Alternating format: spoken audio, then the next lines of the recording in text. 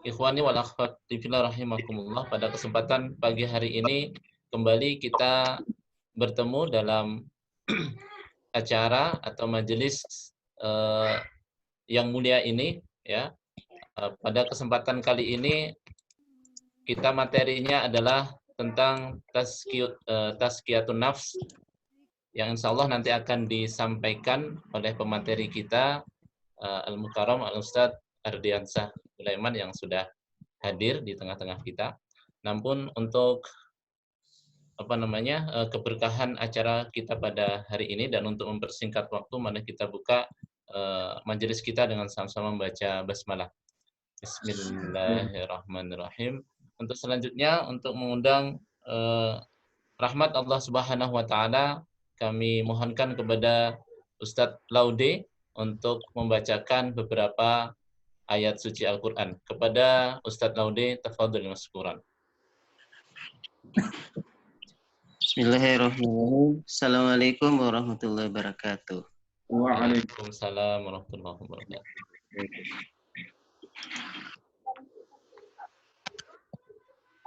أعوذ بالله من الشيطان الرجيم. بسم الله الرحمن الرحيم. وقيل للذين اتقوا ماذا أنزل ربكم قالوا خيرا للذين أحسنوا في هذه الدنيا حسنة ولدار الآخرة خير ولنعم دار المتقين جنات عدن يدخلونها تجري من تحتها الأنهار لهم فيها ما يشاءون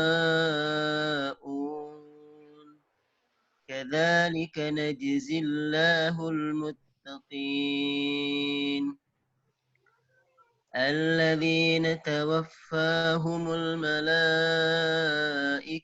طيبين يقولون سلام عليكم ادخلوا الجنة بما كنتم تعملون هل ينظرون إلا أن تأتيهم الملائكة أو يأتي أمر ربك كذلك فعل الذين من قبلهم وما ظلمهم الله ولكن كانوا أنفسهم يظلمون فأصابهم سيئات ما عملوا وحاق بهم ما كانوا به يستهزئون وقال الذين أشركوا لو شاء الله ما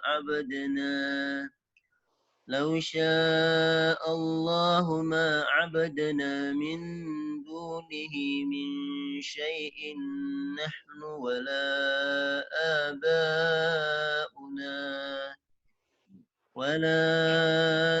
آباؤنا ولا حرمنا من دونه من شيء كذلك فعل الذين من قبلهم فهل على الرسل إلا البلاغ المبين ولقد بعثنا في كل أمة رسولا أن اعبدوا الله واجتنبوا الطاغوت فمنهم من هدى الله ومنهم من حقت عليهم الضلالة فسيروا في الأرض فانظروا كيف كان عاقبة المكذبين إن تحرص على هداهم فإن الله لا يهدي من يضل وما لهم من ناصرين صدق الله العظيم. السلام عليكم ورحمة الله وبركاته.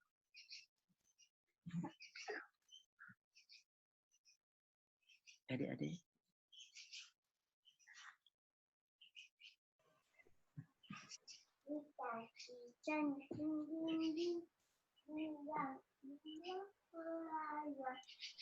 Ya, ada gangguan sedikit. Alhamdulillah, mudah-mudahan yang mendengarkan dan yang membacanya semuanya mendapatkan pahala dari sisi Allah Subhanahu wa taala. Untuk selanjutnya kita langsung menyimak materi yang akan disampaikan oleh Ustadz Ardiansyah. Kepada Ustadz Ardiansyah, waktu dan tempat dipersilahkan.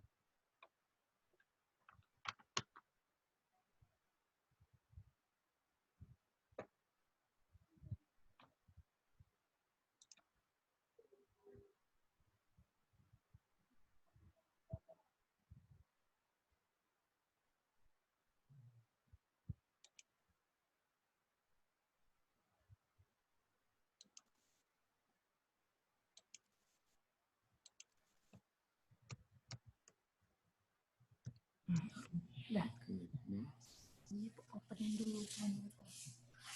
Jangan langsung dibuka. Iya, buka. Bukan ya.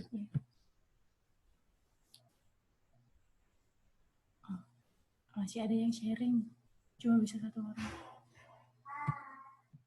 Abi tanya, siapa yang ke hostnya bilang? Hostnya antum Agus ya? Langsung. Enggak, ini mau sharing materi ini kok belum bisa masuk nih. Oh, Ya, ada yang masih sharing nih, siapa itu? apa namanya? Hostnya Hostnya siapa? Ustadz Nanang ya? Coba Anda mau sharing materi ini belum bisa buka nih. Mau tak buka langsung nih. Coba cek Pak Nanang. Ya tadi gini ya. Belum.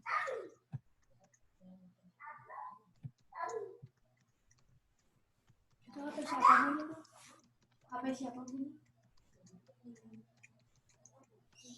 Mbak, ada HP bunyi itu HP siapa Mbak? Iya deh. Ya. Oke, ya makasih. Tik. Ini ya. Share.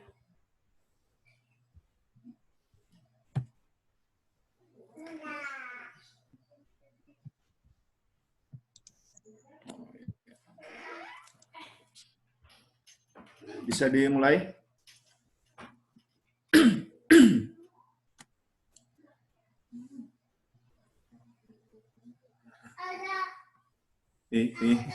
Sebentar. Ini masih nih. Ketutup nantinya. Ya enggak apa-apa. Ini.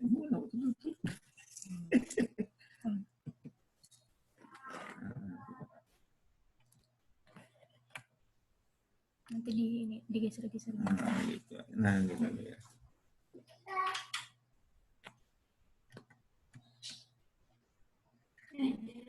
Adik sini aja, Adik. Masuk. Sebentar lagi ini.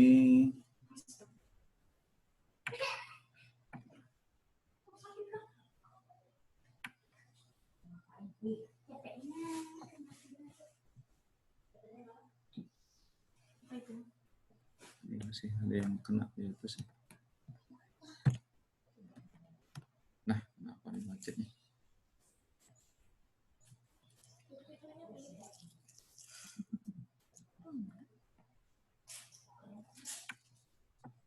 Mana yang kena?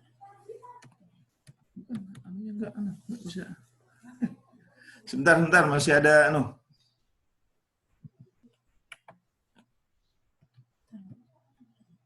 Yang mana yang kena? Ini nggak bisa dia.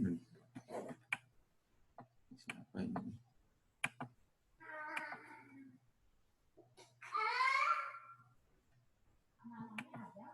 Ya. Nah, kenapa? Oh, harus di sini ya? Enggak juga. Iya, ini kelihatan nggak nih? Ini di Ini kelihatan nggak? Ini lagi halo adek. Digeser dulu baru Abi. Nah, ini.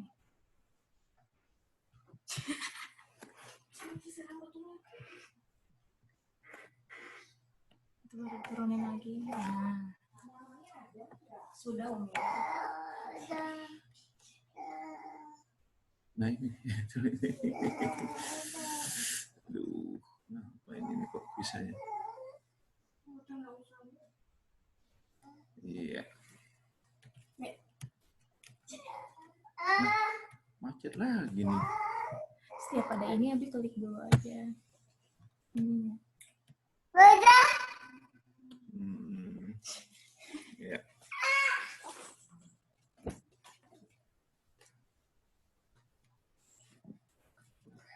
Abi pangkal aja.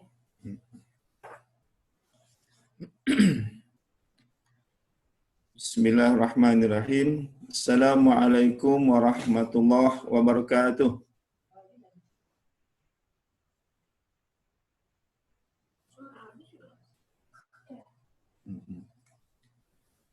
Bisa nunggu jawab salam kan di semua. Harus. Kan di semua. Sampai semua. Lanjut aja. Ini udah bisa lanjut Gus? Ada. Sini sini. Agus.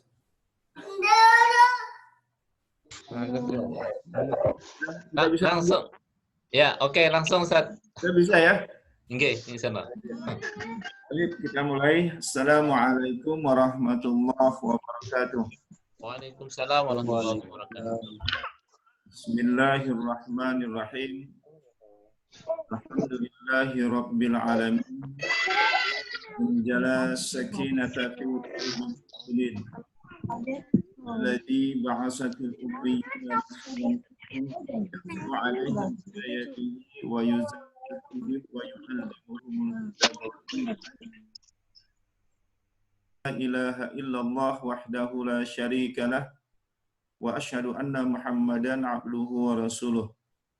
Allahumma salli ala sayyidina Muhammad wa ala alihi wa sahbihi ajma'in amma ba'du. Hadirin jamaah ikhwah fillah yang dirahmati Allah Subhanahu wa taala. Alhamdulillah kita bersyukur kepada Allah pada pagi hari ini kita bisa hadir kembali di dalam kajian rutin, kajian taskib setiap Ahad, dan mudah-mudahan ini merupakan keberkahan dari Allah Subhanahu wa taala kepada kita semua. Salawat dan salam semoga senantiasa tercurah kepada junjungan kita Nabi besar Muhammad sallallahu alaihi wasallam. Jamaah yang dirahmati Allah Subhanahu wa taala, pada pagi menjelang siang ini saya diberikan amanat untuk menyampaikan materi taskib dengan judul Tazkiyatun Nafs. Baik, jamaah yang dirahmati Allah Subhanahu wa taala, pertama-tama kita sampaikan segala puji bagi Allah Subhanahu wa taala yang telah menurunkan ketenangan dan ketentraman pada hati-hati orang-orang yang beriman, yang telah mengutus seorang rasul kepada kaum yang buta huruf untuk membacakan ayat-ayatnya, mensucikan jiwa mereka, dan mengajarkan kepada mereka kitab dan hikmah. Hadirin ikhwah fillah yang dirahmati Allah Subhanahu wa taala. Di antara tujuan utama diutusnya Nabi Muhammad sallallahu alaihi wasallam adalah untuk memberikan bimbingan kepada umat manusia dalam rangka tazkiyatun nafs atau membentuk jiwa yang suci. Sebagaimana tadi yang saya sampaikan dalam mukaddimah pembukaan, firman Allah, "Walladzi ba'atsa fil ummiyina rasulan minhum yatslu 'alaihim ayatihi wa yuzakkihim wa yu'allimuhumul kitaba wal hikmah wa in kanu min qablu lafi dhalalin mubin. Huwallazi ba'atsa fil ummiyina rasulan. Dialah yang telah mengutus kepada kaum yang buta huruf seorang rasul minhum dari mereka, yatslu 'alaihim ayatihi, membacakan ayat-ayat Allah kepada mereka, wa yuzakkihim, mensucikan jiwa-jiwa mereka, wa yu'allimuhumul kitaba wal hikmah, dan mengajarkan kepada mereka kitab dan hikmah, wa in kanu min qablu lafi dhalalin mubin, dan sesungguhnya mereka sebelumnya dalam kesesatan yang nyata. Al-Jumu'ah ayat 2. Ikhwah fillah yang dirahmati Allah Subhanahu wa taala, para rasul alaihi wassalatu wassalam diutus untuk mengingatkan kita kepada ayat-ayat Allah.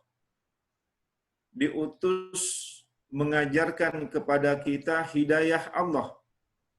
Diutus kepada kita untuk kita bisa mensucikan jiwa dengan ajaran-ajaran Allah Subhanahu wa taala. Secara singkat, maka diutusnya para rasul itu untuk memberikan kepada kita ta'lim, tazkir, dan tazkiyah. Dan inilah misi-misi yang terpenting para rasul yang diutus oleh Allah Subhanahu wa taala. Begitu juga di dalam ayat 129 surah Al-Baqarah, Allah juga menyampaikan dalam firman-Nya sebagaimana ini merupakan doa dari Nabi Ibrahim, Rabbana wa ba'ats fihim rasulam minhum. Ya Tuhan kami, utuslah untuk mereka seorang rasul dari kalangan mereka.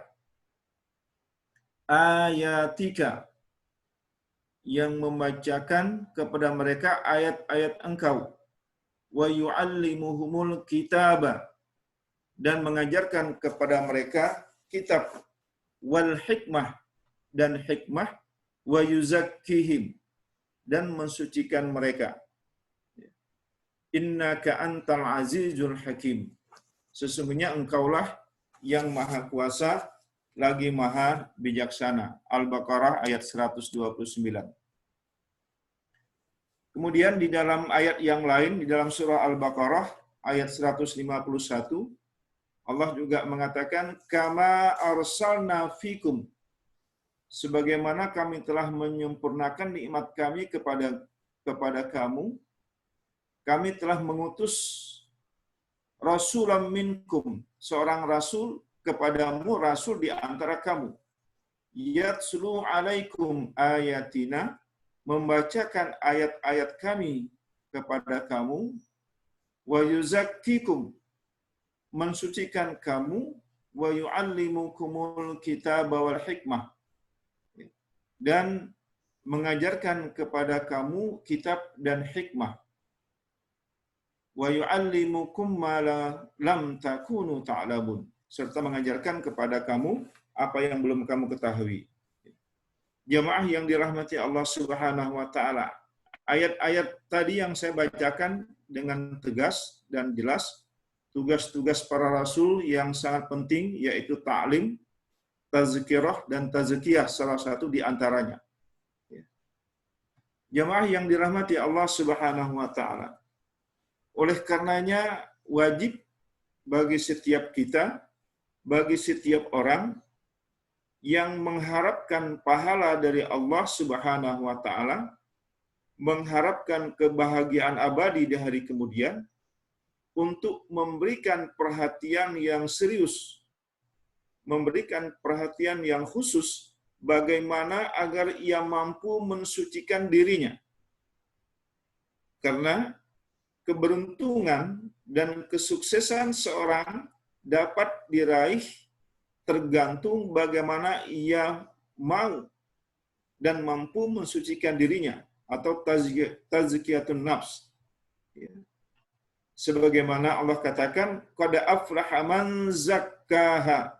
Sesungguhnya telah beruntunglah orang-orang yang mau mensucikan jiwanya. Di sini maknanya adalah Allah memberikan hal yang terbaik bagi orang yang serius, bagi orang yang khusus untuk meraih keberuntungan itu, yaitu mensucikan dirinya. Dan ini adalah janji Allah Subhanahu wa taala, dianggap sebagai orang yang beruntung. Jamaah yang dirahmati Allah Subhanahu wa taala. Dengan demikian ya, kita mencoba untuk mengeksplor sedikit makna dari tazkiyatun nafs dari beberapa ayat yang dibacakan di atas tadi. Secara bahasa, masdar dari kata tazkiyatun itu adalah zakka yang berarti tahharo, yaitu mensucikan. Di beberapa penjelasan ulama ada yang membedakan dari kata yang sama maknanya, an-nazofah, kemudian tazkiyah, dan taharah. Kalau an-nazofah itu kebersihan lahir, kalau tazkiyah kebersihan batin, kalau taharah kebersihan lahir dan batin. Ya, ini di antara penjelasan ulama terkait dengan perbedaan makna ya, dari tiga kata yang sama. Kemudian Qatadah menyatakan di dalam penjelasannya bahwa tafsir dari qad aflaha man zakkaha maknanya adalah sesungguhnya telah beruntunglah orang-orang yang melaksanakan amal kebaikan dan mensucikan jiwanya dengan taat kepada Allah Subhanahu wa taala. Makna atau tafsiran yang disampaikan Qatadah ini hampir sama dengan makna yang disampaikan oleh Ibnu Katsir di dalam tafsirnya. Ibnu Katsir mengatakan makna daripada qad aflaha man zakkaha adalah qad aflaha man zakka nafsahu bi ta'atillah, yaitu beruntunglah orang-orang yang mensucikan jiwanya dengan taat kepada Allah Subhanahu wa taala, wa tahharaha minal akhlaqi, dan membersihkan akhlaknya ya, dari minal akhlaqid dani'ah, dari akhlak yang rendah ya. Beruntunglah orang-orang yang mensucikan jiwanya dengan taat kepada Allah dan membersihkan akhlaknya dari akhlak yang rendah, warrazail, dan dari akhlak yang hina. Nah, itu tafsiran dari Ibnu Katsir terkait dengan ayat qad aflaha man zakkaha. Beruntunglah, telah beruntung orang yang mensucikan jiwanya dengan taat kepada Allah dan membersihkannya dari akhlak yang rendah dan hina. Qatadah dengan Ibnu Katsir sama pada kata kuncinya, keberuntungan untuk mendapatkan kesucian jiwa itu adalah dengan taat kepada Allah Subhanahu wa taala. Mudah-mudahan kita termasuk di dalamnya, apalagi dalam Ramadan ini kita memaksimalkan ketaatan itu dalam rangka kita untuk mendapatkan keberkahan dari Allah Subhanahu wa taala. Amin. Jamaah yang dirahmati Allah Subhanahu wa taala. Berikutnya kita masih tetap membahas kata tazkiyah tadi. Secara etimologis itu punya dua makna menurut Said Hawa. Tazkiyah adalah penyucian dan pertumbuhan. Demikian pula maknanya secara istilah beliau menyatakan zakatun nafs, artinya penyucian atau tatahur jiwa dari segala penyakit dan cacat. Jadi jiwa itu disucikan dengan menggunakan kata tatahur. Ya, kalau tadi kita kembali kepada makna zakka tadi, makna penyucian tadi, tazkiyatun nafs, ya, mengambil kata tatahur, yaitu untuk membersihkan batin, ya. Kemudian merealisasikan berbagai makam kepadanya, tahakkuk, harus ada tahqiq, ya, harus direalisasikan dalam kehidupannya. Kemudian menjadikan asma dan sifat Allah sebagai akhlaknya, takhalluq. Jadi pada akhirnya tazkiyah adalah tatahur, ya, penyucian batin, tahakkuk harus direalisasikan, kemudian takhalluq dan sebagai akhlak kepribadiannya sehari-hari. Itu adalah tazkiyatun nafs. Jamaah yang dirahmati Allah, dampak dan pengaruhnya akan nampak pada perilaku dalam berinteraksi dengan Allah dan makhluk, dan dalam mengendalikan anggota badan sesuai dengan perintah Allah Subhanahu wa taala. Jadi bisa kita simpulkan sementara, tazkiyah adalah penyucian jiwa dari sifat-sifat tercela menuju sifat terpuji dan terrealisasikannya akhlak di dalam kehidupan sehari-hari. Ini kata kunci dari tazkiyatun nafs, ya, yaitu untuk melunturkan sifat tercela, menggantinya dengan sifat terpuji dalam kehidupan. Kemudian di dalam kehidupan dia memiliki akhlak-akhlak yang terpuji, merealisasikan dari asma dan sifat Allah Subhanahu wa taala dalam kehidupannya. Jamaah yang dirahmati Allah Subhanahu wa taala. Ada lagi konsep yang lain, ya, bahwa tazkiyatun nafs yaitu segala hal yang berhubungan erat dengan usaha manusia untuk mendekatkan diri kepada Allah Subhanahu wa taala. Karena Allah Ta'ala tidak bisa didekati oleh jiwa yang tidak suci. Sebagaimana kita kalau mau sholat harus bersuci dulu. Ya. Karena suci adalah hal yang terpenting dalam sholat, maka bersuci yang direpresentasikan dengan berwudu menjadi hal yang penting. Ya, menjadi hal yang harus kita lakukan saat kita ingin berdialog, bertemu dengan Allah di dalam sholat. Ya. Karena sholat, kata Rasulullah, ya, as-salatu mi'rajul mu'minin. Sholat itu adalah mi'rajnya orang-orang beriman.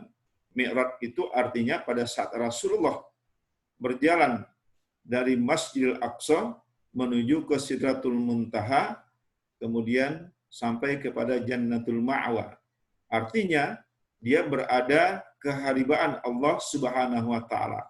Setelah itu tidak ada lagi mi'raj. Tetapi kata Rasulullah, bagi orang yang ingin hadir keharibaan Allah, maka bisa melalui sholat. As-salatu mi'rajul mu'minin. Oleh karenanya, ya, tidak bisa Allah didekati dengan jiwa yang tidak suci. Karena tingkatan kedekatan, pengenalan, dan kecintaan tergantung kepada kesucian jiwa seseorang. Ya. Apalagi dalam sholat, mungkin saat itu juga dia tidak tenang, bisa jadi tidak nyambung kepada Allah Subhanahu wa ta'ala. Jamaah yang dirahmati Allah Subhanahu wa ta'ala. Di sisi lain kita juga melihat tazkiyatun nafs itu ada dua kata yang di dalamnya, ada at-tazkiyah, ada an-nafs. At-tazkiyah bermakna at-tathhir, yaitu penyucian atau pembersihan. Karena itulah zakat yang satu akar dengan kata at-tazkiyah disebut zakat karena ditunaikan untuk membersihkan, mensucikan harta dan jiwa. Zakatul mal, zakatul fitri. Jadi membersihkan harta dan membersihkan jiwa. Adapun kata an-nafs, bentuk jamaknya adalah ampus atau nufus, berarti jiwa atau nafsu. Dengan demikian, tazkiyatun nafs berarti penyucian jiwa atau penyucian nafsu kita. Ya. Sebagaimana kalau kita lihat di atas tadi, sangat penting untuk mensucikan jiwa dan nafsu itu karena kita ingin selalu dekat kepada Allah Subhanahu wa taala. Kita ingin selalu dekat dengan Allah Subhanahu wa taala, yaitu dengan selalu mensucikan jiwa kita. Jamaah yang dirahmati Allah Subhanahu wa taala, ikhwah fillah rahimakumullah. Namun juga at-tazkiyah tidak hanya memiliki makna penyucian. At-tazkiyah juga memiliki makna an-numu, yaitu tumbuh. Maksudnya tazkiyatun nafs itu berarti menumbuhkan jiwa. Menumbuhkan jiwa kita agar bisa tumbuh, sehat, dengan memiliki sifat-sifat yang baik, sifat-sifat yang terpuji, yaitu dari asma dan sifat, ya, asma wa sifat dari Allah Subhanahu wa taala. Nah, jamaah yang dirahmati Allah Subhanahu wa taala, dari tinjauan bahasa di atas, maka kita juga bisa menyimpulkan bahwa tazkiyatun nafs pada dasarnya adalah melakukan dua hal, yaitu menyucikan jiwa kita dari sifat-sifat atau akhlak yang buruk atau yang tercela yang disebut dengan takhalli. Ya. Jadi menyucikan jiwa kita dari sifat-sifat atau akhlak yang buruk, akhlak yang tercela, ya. Dan ini disebut dengan takhalli. Menghiasi jiwa yang telah kita sucikan tersebut dengan sifat-sifat atau akhlak yang terpuji, yang disebut dengan tahalli. Jadi, pada saat kita takarrub kepada Allah untuk mensucikan jiwa kita, saat itu juga kita akan menggantikan akhlak kita yang tercela, mengisinya dengan akhlak yang baik. Dan mudah-mudahan ini bisa menjadi kegiatan keseharian kita, kegiatan keseharian keluarga kita, dan mungkin masyarakat, karena kita bagian dari junudud dakwah, bagian dari dakwah di masyarakat. Kita juga berdoa semoga juga masyarakat bisa memahami tugas-tugas yang kita berikan kepada mereka, bahwa tidak lain tugas tersebut dalam rangka untuk mensucikan jiwa kita, dan kita pada saat mendekatkan diri kepada Allah Subhanahu wa taala, kita mendapatkan barokah dari Allah Subhanahu wa taala.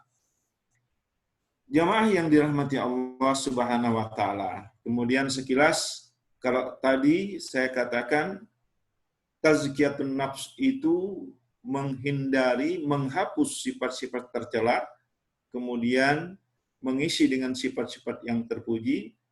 Lalu apa saja sifat tercela itu? Nah, sudah kita pahami, di antaranya ada hasad, dengki, ada riya atau pamer, ya. Untuk sementara ini barangkali kita diberikan oleh Allah petunjuk, ya, untuk karena bisa saja, ya, bisa saja yang sering hadir, ya, di masjid, tarawih, keliling sana sini, mungkin saat itu mungkin muncul dalam dirinya bahwa dia bisa hadir di beberapa masjid. Nah, saat ini Allah turunkan kondisi seperti ini, kita disunnahkan oleh para ulama, kita menghilangkan sunnah yang satu, kemudian melakukan sunnah yang lain, yaitu sholat tarawih di rumah. Nah, mudah-mudahan ini juga bagian dari Allah ingin menghindarkan diri kita untuk pamer di tengah-tengah masyarakat. Kemudian ghibah, menceritakan orang lain, ya, karena kita tidak banyak berkumpul di masyarakat, ya, kita diberikan jalan untuk tidak banyak, ya, menceritakan orang lain, untuk tidak banyak melihat hal-hal yang lain, terutama di bulan Ramadan ini. Kemudian sifat tercela tersebut diantaranya juga ada namimah, adu domba, ya, ada ananiyah, serba aku, serba saya. Ya. Kalau tidak ada saya, itu tidak bisa jalan itu. Nah, seperti itu. Ya. Mungkin juga hari ini host menyatakan, kalau tidak ada aku, kata host, ini nggak akan berjalan ini. Mohon maaf, ya ini hanya contoh sederhana saja. Insya Allah tidak, ya. Tidak. Tapi ini memang penting harus dipahami. Ananiyah ini keakuan, kesayaan. Kemudian ada ghadab, ya, keras, suka marah, kasar dan sebagainya. Dan masih banyak lagi sifat-sifat tercela yang pada saat kita ingin melanjutkan tazkiyatun nafs, ini semua akan kita hilangkan. Akan kita hilangkan dari kehidupan kita, kehidupan keluarga kita. Kemudian mengisinya dengan sifat-sifat terpuji. Apa saja? Senantiasa bertaubat kepada Allah Subhanahu wa taala. Mari kita banyak-banyak membaca taubat di bulan suci Ramadan ini. Mari kita lakukan sholat sunat taubat di bulan suci Ramadan ini. Ya. Kalau tidak bisa sehari sekali, seminggu sekali, atau paling tidak selama sebulan ini lakukan sholat sunat taubat. Ya, kita tidak tahu dosa apa yang ada, kita lakukan.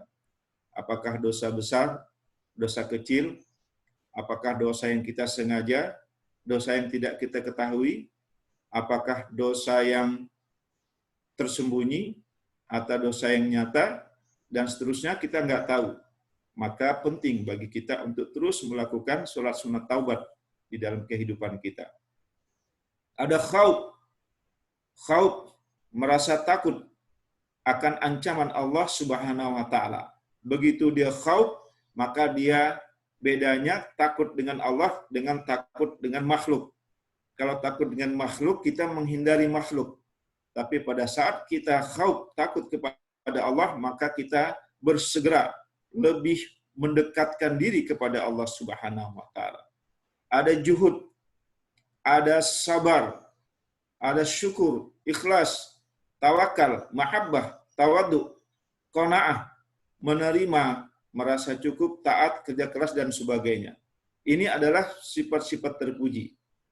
Ya, dalam tazkiyatun nafs kita menghilangkan sifat-sifat tercela tersebut, kemudian mengisinya dengan sifat-sifat yang terpuji. Ya. Jamaah yang dirahmati Allah Subhanahu wa taala, sudah barang tentu masih banyak sifat-sifat yang lain, ya, yang memang tidak saya kemukakan di sini, sehingga menjadi hal yang harus kita antisipasi, ya, di dalam kehidupan kita. Mana-mana sifat tercela, banyak yang disampaikan oleh Rasulullah dalam hadis, begitu juga sifat terpuji, banyak yang Rasulullah sampaikan dalam hadis. Dalam Al-Quran juga banyak hal-hal yang disenangi Allah dan hal-hal yang dibenci Allah Subhanahu wa taala. Mudah-mudahan itu bisa kita lakukan dalam rangka kita untuk menyucikan jiwa kita. Kemudian jamaah yang dirahmati Allah Subhanahu wa taala, ikhwah fillah rahimakumullah. Istilah nafs yang dimaksud di sini sudah pasti adalah dalam bahasa Arab yang dipakai di dalam Al-Quran. Jadi secara bahasa di dalam kamus Al-Munjid, nafs, ya, jamaknya nufus atau anfus, itu adalah ruh, ya, atau ain, yaitu diri sendiri. Ini kalau kita ambil di dalam Al-Munjid. Kemudian di dalam kamus Munawir, nafs atau jamaknya anfus dan nufus itu berarti roh dan jiwa. Bisa juga berarti jasad atau badan. Bisa juga berarti al-sah, orang. Al-sas al-insan, diri orang. Al-zat atau al-ain, diri kita sendiri. Jadi Al-Quran banyak sekali membicarakan kata nafs ini yang terkait dengan roh, yang terkait dengan diri kita sendiri. Ya. Nafs itu juga dengan jasad, roh, jiwa, dan sebagainya. Ini pembahasan kita terkait dengan nafs di dalam kata tazkiyatun nafs. Ya, kita batasi dengan pembatasan makna yang ada di dalam Al-Quran. Jamaah yang dirahmati Allah Subhanahu wa taala. Kemudian di dalam kitab Lisanul Arab, di dalam Ibnu Manzur, ya, yang oleh Ibnu Manzur, beliau menjelaskan bahwa nafs, ya, di dalam bahasa Arab itu pengertiannya nyawa, ya. Ada dua pengertian, yaitu nafs dalam pengertian nyawa dan nafs dalam pengertian mengandung makna keseluruhan dari sesuatu dan hakikatnya yang menunjuk kepada diri pribadi. Jadi nafs, ya, itu lebih mengarah kepada nyawa dan diri pribadi seseorang. Setiap manusia pasti memiliki nafs, akal dan ruh. Ya. Hilangnya nafs atau akal menyebabkan manusia tidak dapat berpikir, namun ia tetap hidup. Terlihat ketika manusia dalam keadaan tidur. Sedangkan hilangnya nafsu ruh, ya, menyebabkan hilangnya kehidupan. Nah, ini sedikit penjelasan di dalam Lisanul Arab oleh Ibnu Manzur. Jamaah yang dirahmati Allah Subhanahu wa taala. Kemudian berikutnya kita mencoba juga untuk melihat, ya, jenis-jenis nafs atau nafsu, ya, yang sudah di atas tadi terjemahkan, ya, itu ada jiwa, itu ada ain diri kita sendiri, ya.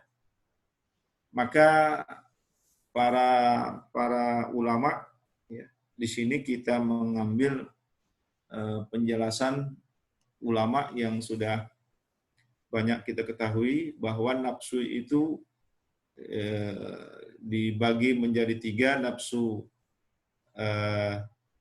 mutmainnah, nafsu lawwamah, nafsu amarah atau amarratun bisu. Ya. Ini pembagian yang sering kita dengar, apalagi kalau kita melihat kajian-kajian tasawuf, maka pembagian nafsu ini sudah pasti menjadi perhatian. Ya. Apalagi kalau kita membaca buku Ihya Ulumuddin, Imam Al-Ghazali. Ya. Nafsu mutmainnah yaitu nafsu yang tenang bersama Allah, tentram ketika mengingatnya, dan selalu merindukan Allah Subhanahu wa taala. Nah, inilah nafsu mutmainnah. Mudah-mudahan kita berada pada tingkatan ini.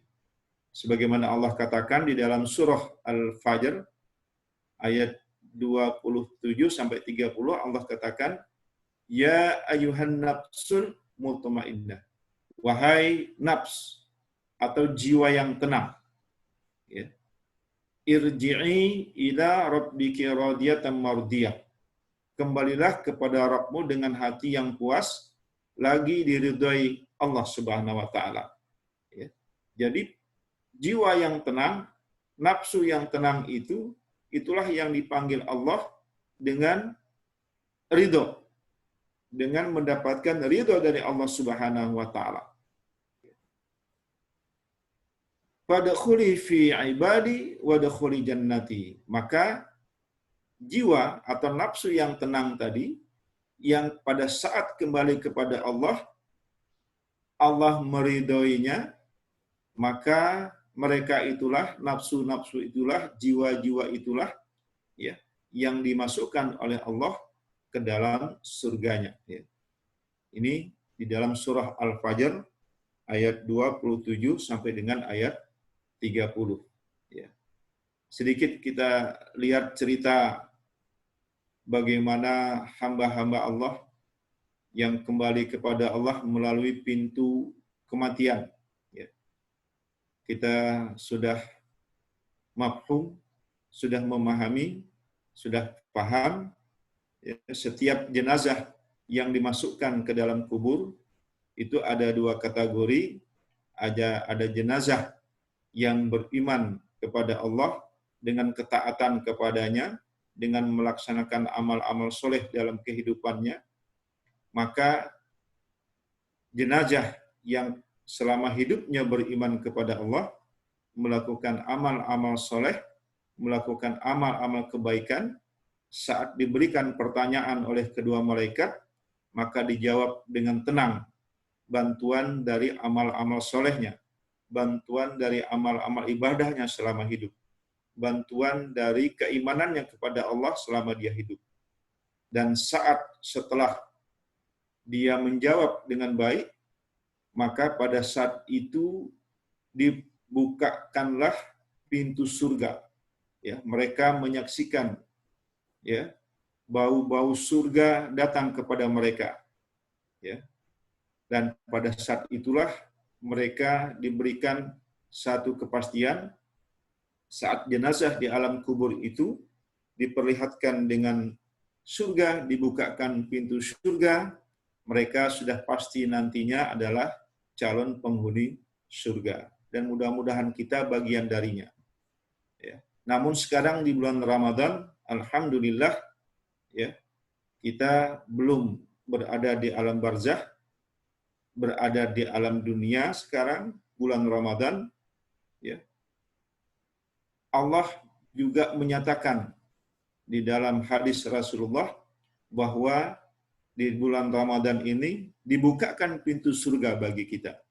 Mudah-mudahan kita juga bisa memahami dan menikmati ya pembukaan pintu surga di dalam bulan suci Ramadan ini ya, dengan meningkatkan amal-amal kebaikan, dan Allah menjaminnya dengan melipat gandakan yang tidak terhingga amal-amal kita di bulan suci Ramadan ini. Itulah bukti, salah satu bukti bahwa pintu surga dibuka oleh Allah Subhanahu wa taala. Jamaah yang dirahmati Allah Subhanahu wa taala, mereka inilah yang Allah panggil pada khuli fi ibadi, masuklah dalam golongan hamba-hambaku, wadkhuli jannati, dan masuk ke dalam surganya Allah Subhanahu wa taala.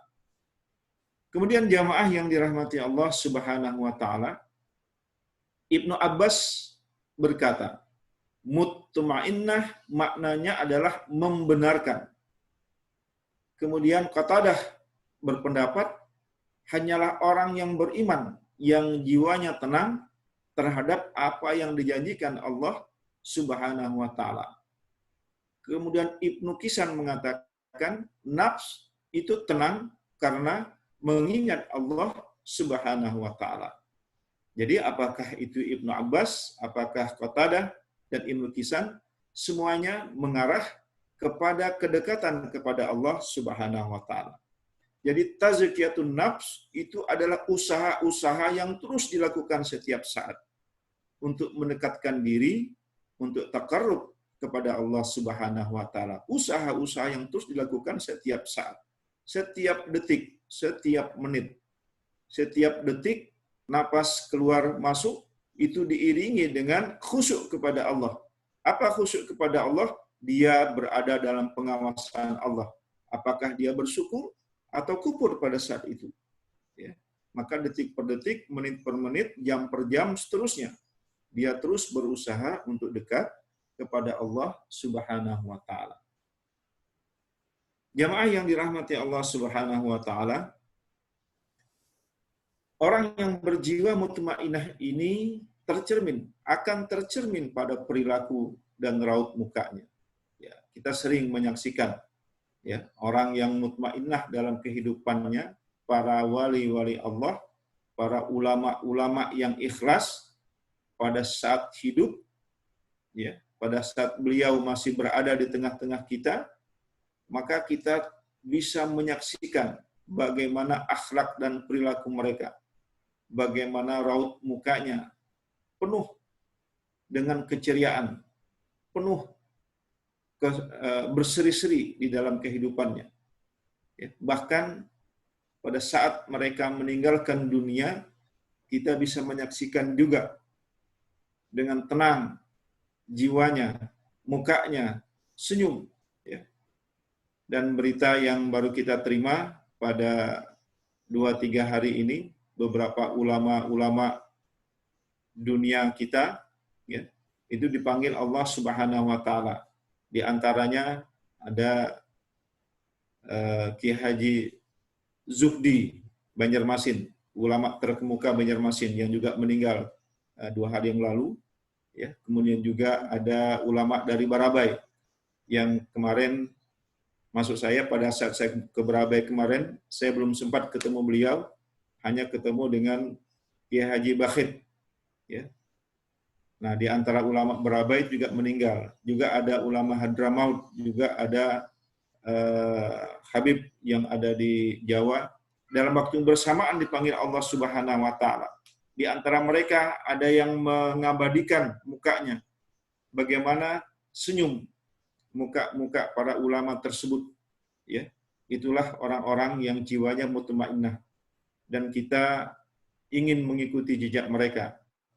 Kenapa? Karena al-ulama'u warasatul anbiya. Ulama itu adalah pewaris para nabi, dan mudah-mudahan juga kita merupakan bagian dari mereka. Amin. Ia tampak tenang, berseri, penuh keceriaan, bersabar diri, menerima setiap cobaan dari Allah dengan lapang dada dan tawakal. Ya. Saat ini kita sedang diberikan satu sandiwara yang hebat dari Allah. Ya. Sandiwara yang Allah perlihatkan kepada kita. Dan sandiwara ini merupakan satu titik terang dari ujian Allah kepada kita. Apakah kita bersabar? Apakah kita bertawakal? Atau barangkali kita masih ingin mencoba mengutak-ngatik ujian Allah ini dengan berbagai macam pemahaman-pemahaman yang kadangkala pemahaman itu juga sering menjadikan permusuhan di antara kita. Ya. Bagaimana kita lihat di televisi, pemerintah dihujat, kami nggak bisa berekonomi, kami nggak bisa keluar, dan sebagainya. Dan sesungguhnya saat ini kita sedang menjalankan sunnah Rasulullah Shallallahu Alaihi Wasallam. Ya, pada saat ada wabah di sebuah negeri, kata Rasulullah, maka janganlah kamu masuk ke negeri itu, atau orang yang dalam negeri itu jangan keluar. Di hadis yang lain juga, pada saat ada wabah di dalam, maka kamu jangan keluar dari rumahmu. Maknanya orang di luar juga diusahakan jangan masuk, karena itu ada wabah. Ya. Ada penyakit, ada sesuatu. Ya, oleh karenanya ini sunnah Rasulullah yang Rasulullah anjurkan kepada kita. Ya. Orang yang mutmainnah itu tidak pernah gundah, tidak pernah gelisah, tidak pernah putus asa bila ada musibah, tidak pernah putus asa terlalu, ya, atau juga tidak terlalu bersukacita bila mendapatkan nikmat dari Allah Subhanahu wa Ta'ala. Nah, ini juga kita khawatirkan beberapa wilayah di belahan bumi, ya, pada saat mereka menyatakan wabah sudah hilang, itu bersukacita yang begitu besar, ya, di lapangan. Oleh karenanya jamaah yang dirahmati Allah, ikhwah fillah rahimakumullah, ini adalah satu hal yang harus kita pahami, bahwa semuanya ini adalah sunnatullah. Sunnatullah ini kebetulan dihadapkan kepada kita sebagai ujian, ya. Dan harus kita yakini sunnatullah ini juga sudah seizin Allah berada di tengah-tengah kita. Ya. Di dalam At-Taghabun ayat 11 Allah katakan, ma asaba min musibatin illa biiznillah. Ya, tidak ada satu musibah pun yang menimpa seseorang kecuali atas izin Allah Subhanahu wa Ta'ala. Wa may yu'min billahi yahdi qalbah. Dan barang siapa yang beriman kepada Allah, niscaya dia akan memberikan petunjuk ke dalam hatinya. Ya, wallahu bikulli syai'in alim. Dan Allah Maha mengetahui atas segala sesuatu. Ya, wallahu bikulli syai'in alim. Jamaah yang dirahmati Allah Subhanahu wa Ta'ala. Mudah-mudahan ini sesuatu yang menjadi pertanda bagi kita bahwa kita akan mendapatkan kenaikan kelas, ya, dengan musibah ini. Ya, kenaikan iman, makam dan sebagainya itu urusan Allah. Yang kita lakukan hanyalah sabar, tawakal kepada Allah, menjalankan kedekatan kepada Allah, melaksanakan hal-hal yang jangan untuk tidak melanggar dari sebagaimana yang Rasulullah anjurkan kepada kita. Ya. Kemudian yang berikutnya nafsu lawamah, yaitu nafsu yang tidak pernah konsisten atau nafsu yang tidak stabil di atas satu keadaan, ya, seringkali berubah baik dalam pendirian maupun perilaku, antara ingat dan lalai, antara ridho, marah, cinta dan benci, taat beribadah kepada Allah atau berpaling kepadanya. Inilah nafsu lawamah, ya, yang selalu labil, berubah-ubah, ya. Sebagian ulama berpendapat nafsu lawamah inilah banyak yang hidup di tengah orang-orang yang beriman, atau banyak pada diri orang-orang yang beriman. Yang beriman maksudnya beriman yang biasa-biasa saja, ya. Tapi sebagai manusia kita terus meningkatkan keimanan kita agar kita bisa mencapai nafsul mutmainnah sebagaimana yang saya sampaikan di atas tadi. Kemudian Hasan Al-Basri menyatakan, sesungguhnya orang mukmin mustahil bila tidak pernah sekali saja mencela dirinya. Ia akan berkata kepada nafsunya, maukah kamu berbuat begini? Mengapa kamu berbuat seperti itu? Seharusnya kamu berbuat begini, ini, itu, dan seterusnya. Ya. Ini orang beriman. Maknanya apa? Sebagaimana juga Rasulullah katakan, tapi bukan sesuatu pembenaran. Ya, kata Rasulullah, al-insanu makhatul khata wa nisyan. Manusia itu tempat salah dan khilaf. Bukan berarti harus salah. Ya, tetapi kondisi manusia seperti itu. Iman kita yazidu wa yanqus. Yazid, bertambah bi taatillah, dengan taat kepada Allah Subhanahu wa taala. Kemudian turun bil maksiatillah, dengan maksiat kepada Allah. Nah, itulah kondisi orang beriman, kondisi orang manusia, ya. Sehingga jamaah yang dirahmati Allah Subhanahu wa taala, jangan sampai pada saat kehidupan keseharian kita turunnya iman itu lebih banyak daripada naiknya keimanan kita. Ya, dan mudah-mudahan bulan Ramadan ini juga menyebabkan kita untuk terus menaikkan tingkat keimanan kita. Lagi-lagi kita bisa mencapai derajat nafsul mutmainnah. Kemudian Muqatil menyebutkan, ia adalah nafsu yang mencela dirinya pada hari kiamat terhadap apa yang telah dilakukannya, yang melampaui batas, ya, dari urusan Allah di permukaan bumi ini. Ya, bagaimana kita lihat cerita-cerita dalam Al-Quran, ada orang yang menyesali dirinya setelah dia tahu demikian. Ya. Nah, itu adalah nafsu lawamah. Ya. Kemudian yang terakhir adalah nafsu ammarah atau ammaratun bisu, yaitu nafsu yang tercela. Sebab memiliki watak yang selalu mengajak ke arah kejoliman. Ya. Dan memang itulah tabiatnya. Dan ini jangan sampai hinggap, jangan sampai menjadi akhlak kepribadian kita. Oleh karenanya tazkiyatun nafs ini penting. Inilah salah satu yang, bukan salah satu, yang harus dan wajib kita hindari. Jangan sampai nafsu ammaratun bisu ini ada di kehidupan kita. Na'udzubillah min zalik, kalau sampai dia terus bertengger sampai kita kembali kepada Allah Subhanahu wa taala.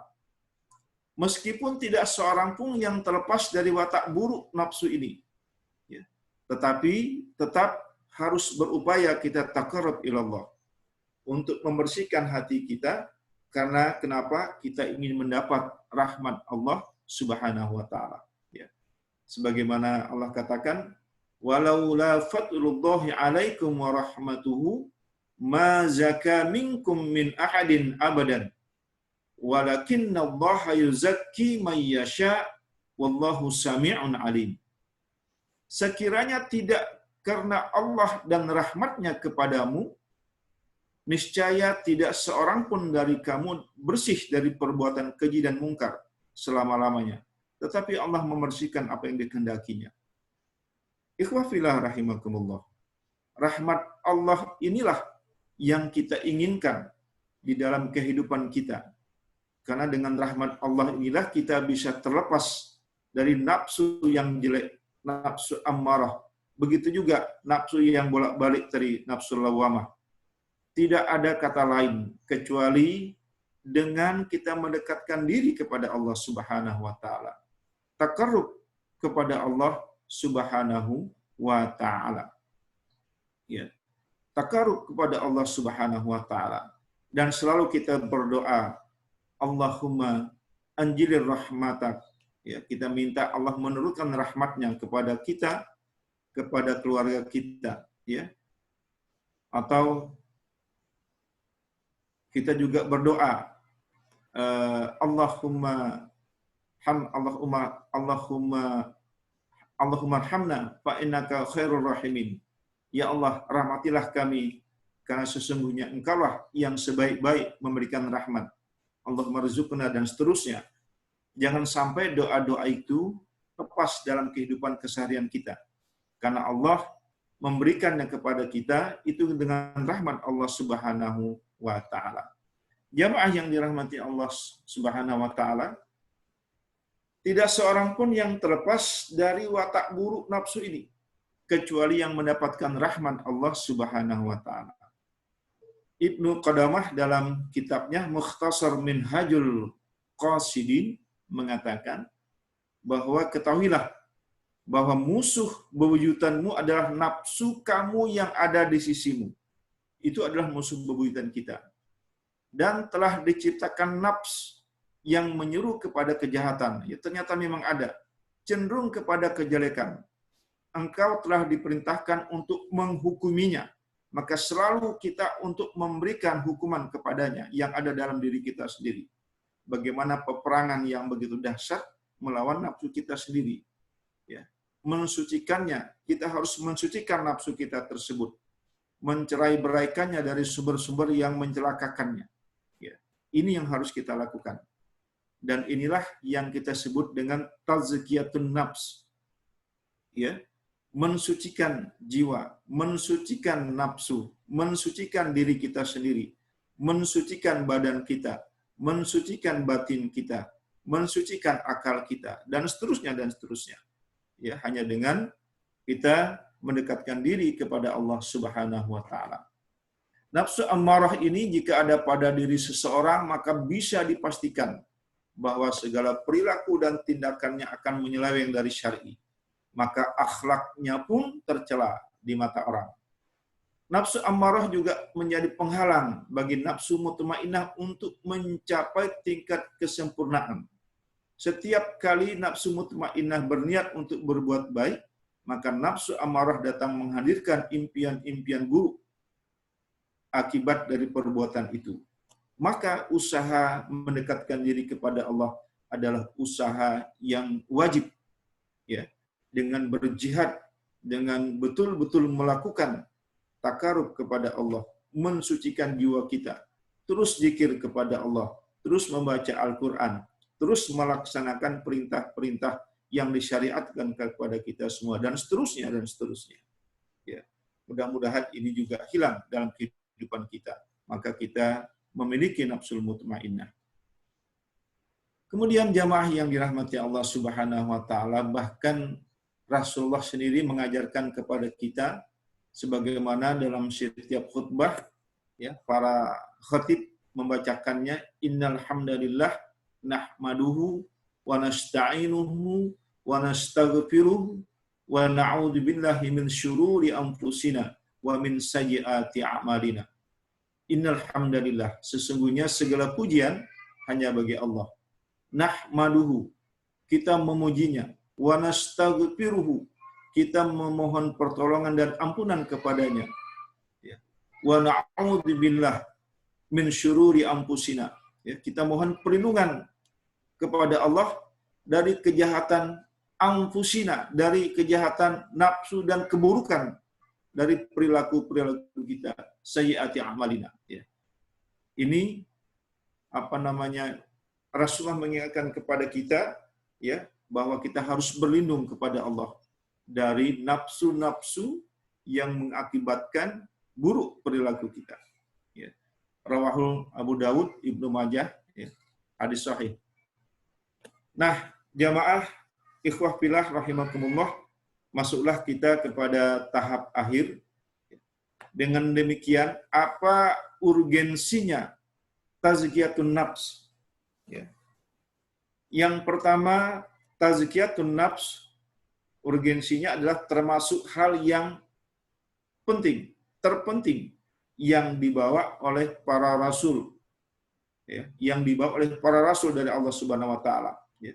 Sebagaimana Allah ingatkan dalam firman-Nya yang di atas juga sudah saya sampaikan tadi, ya, bahwa di dalam surah Al-Baqarah yang artinya ya Tuhan kami, ini doa Nabi Ibrahim, utuslah untuk mereka seorang rasul dari kalangan mereka yang akan membacakan kepada mereka ayat-ayat Engkau, tazkirah, mengajarkan kepada mereka Alkitab, ta'lim, ya, tazkir, ta'lim, ya, dan hikmah, serta mensucikan mereka, tazkiyah, ya.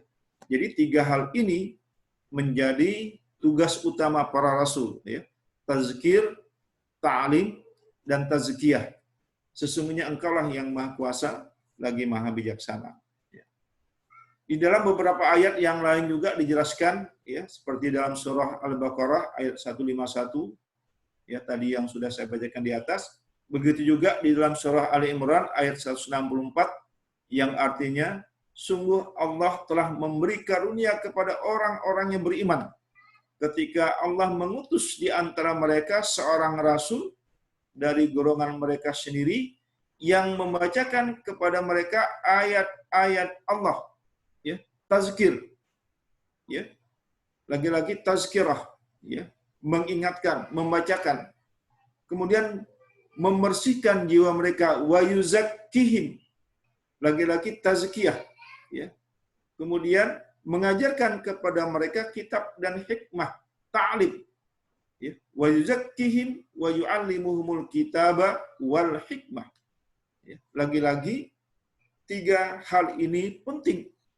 3 hal penting inilah yang dibawa oleh para rasul dan nabi yang disampaikan kepada umat manusia dan kepada kita semua. Begitu juga dalam surah Al-Jumu'ah, ya, dalam mukaddimah tadi saya bacakan. Kemudian juga di dalam surah An-Nazi'at dan seterusnya dan seterusnya. Jamaah yang dirahmati Allah Subhanahu wa taala, sehingga kita simpulkan bahwa tazkiyatun nafsi yang dibawa oleh para rasul itu yaitu melalui dengan tazkir, ya, yaitu peringatan terhadap ayat-ayat Allah di setiap hukum, di setiap diri manusia, di setiap perbuatan yang Allah ciptakan kepada makhluknya, yang Allah tunjukkan kepada makhluknya, ya, di setiap hukuman dan siksaan yang Allah siapkan kepada makhluknya. Jadi membacakan peringatan tersebut kepada manusia, ya. Ini juga tugas para ulama, ya, warasatul anbiya wal mursalin, dan tugas juga para duat, para kita semua. Kemudian ta'lim, mempelajari kitab dan sunnah dan mengajarkannya, ya. Jadi ini tugas yang penting bagi para rasul. Dan tazkiyah, membersihkan hati, memperbaiki tingkah laku, ya. Maka 3 kata kunci ini yang dibebankan oleh Allah kepada para nabi dan rasul untuk disampaikan kepada umat. Urgensi yang kedua dari tazkiyatun nafs, yaitu ternyata tazkiyatun nafs itu adalah tujuan orang-orang yang beriman. Di dalam Al-Quran Allah katakan, fihi rijalun yuhibbuna ayyatatahharu. Di dalam masjid itu ada orang-orang yang ingin membersihkan diri. Ya, wallahu yuhibbul muttahhirin. Dan Allah menyukai orang-orang yang bersih. Ya, di dalam At-Taubah ayat 108. Ya, jadi orang yang beriman tujuannya adalah ingin membersihkan dirinya. Sekali lagi di atas sudah saya kemukakan bahwa Allah hanya bisa didekati oleh orang-orang yang selalu ingin mensucikan dirinya. Allah hanya bisa didekati oleh orang-orang yang suci, ya. Sebagaimana disyariatkan dalam sholat, ya, berwudu atau tayamum, ya. Bagaimana mungkin kita bisa sholat tanpa berwudu, atau dengan tayamum. Tidak mungkin, ya. Tidak sah sholatnya, batal sholatnya dan seterusnya. Ya. Di dalam Al-Lail juga Allah katakan di dalam ayat 17, wa sayujannabuhal atqa, dan sungguh akan kami selamatkan orang yang paling takwa dari neraka, yaitu alladzi yu'ti malahu yatazakka, yaitu orang-orang yang membersihkan hartanya karena ingin mensucikan jiwanya, ingin mensucikan dirinya. Jadi orang-orang yang beriman itu mensucikan dirinya, ya, dengan harta yang dia milikinya itu. Nah, sekarang kita dianjurkan, kita diwajibkan untuk zakat fitrah, ya. Kemudian yang punya kelebihan harta, ya, dianjurkan untuk zakat mal, dan ada lagi satu kondisi, kita dianjurkan untuk bersegera berzakat pada kondisi Ramadan ini, ya, bersegera berzakat. Kenapa? Karena ternyata sekarang banyak yang membutuhkan dari hasil zakat tersebut. Mudah-mudahan ini para para amil, ya, kita punya sinergi masjid-masjid yang terdekat kita, mari kita segera, ya. Alhamdulillah hari ini Masjid As-Salam yang ada di sekitar yang dekat rumah saya itu sudah membuka penerimaan zakat, ya. Kemudian ditutup nanti pada tanggal 20 kalau tidak salah tadi. Artinya tidak sampai akhir Ramadan. Karena kita ingin menghindari daripada kemudaratan COVID yang selalu berada di tengah-tengah kita. Karena masyarakat punya satu persepsi bahwa afdalnya zakat itu persis pada malam 1 Syawal. Nah ini, kalau ini dilakukan, bagaimana masjid bisa menghindarkan diri dari perkumpulan banyak orang seperti itu. Ya. Maka pada ikhwah yang bertugas, ya, untuk segera membuka penerimaan zakat fitrah pada tahun ini. Yang ketiga, urgensinya adalah merupakan parameter kebahagiaan atau kebinasaan. Jadi tazkiyatun nafs itu parameter. Qad aflaha man zakkaha, sungguh beruntunglah orang-orang yang mensucikan jiwa itu. Dan wa qad khaba man dassaha, dan sungguh merugilah orang-orang yang mengotorinya. Jadi urgensi dari tazkiyatun nafs itu kita sudah bisa melihat, inilah parameter, ya, parameter kebahagiaan atau parameter kebinasaan. Ya. Ya. Lagi-lagi tazkiyatun nafs menjadi urgen karena dia adalah parameter kebahagiaan atau sebaliknya parameter, ya, kebinasaan. Ya. Asy-Syam ayat 9 dan 10. Kemudian urgensi yang keempat adalah untuk mengenal penyakit zaman dan cara mengobatinya. Ya. Salah satu penyakit zaman saat ini adalah khusyuk, ya, cinta dunia, ya.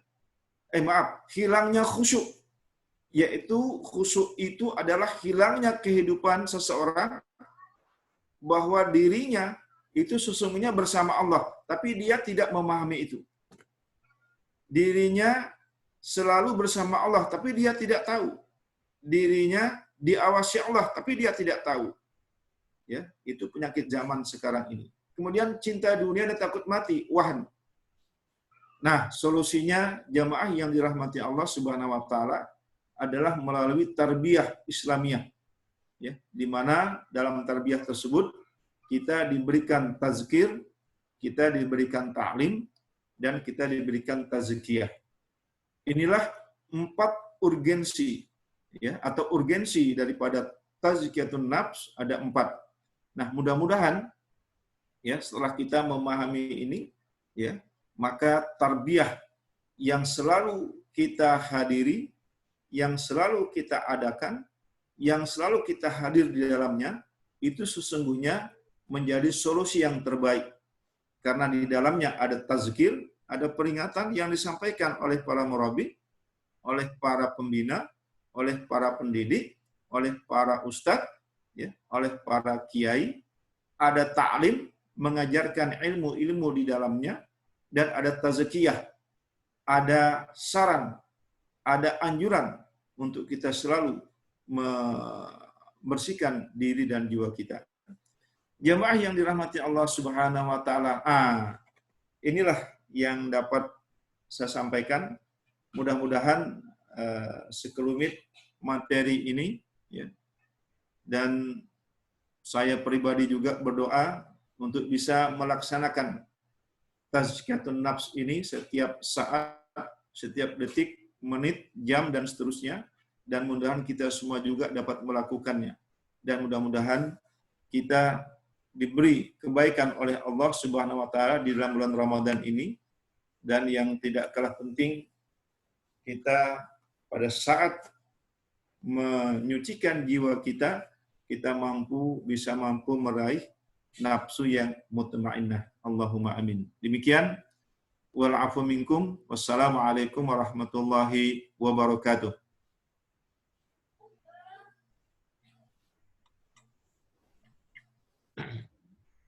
Ya, alhamdulillah, jazakumullah khairan katsir Ustaz Ardiansyah atas taujihnya materi tazkiyatun nafs, luar biasa, subhanallah. Ikhwah sekalian, kita sudah mendengarkan pemaparan dari materi yang disampaikan oleh Ustaz Ardiansyah tentang tazkiyatun nafs, ya.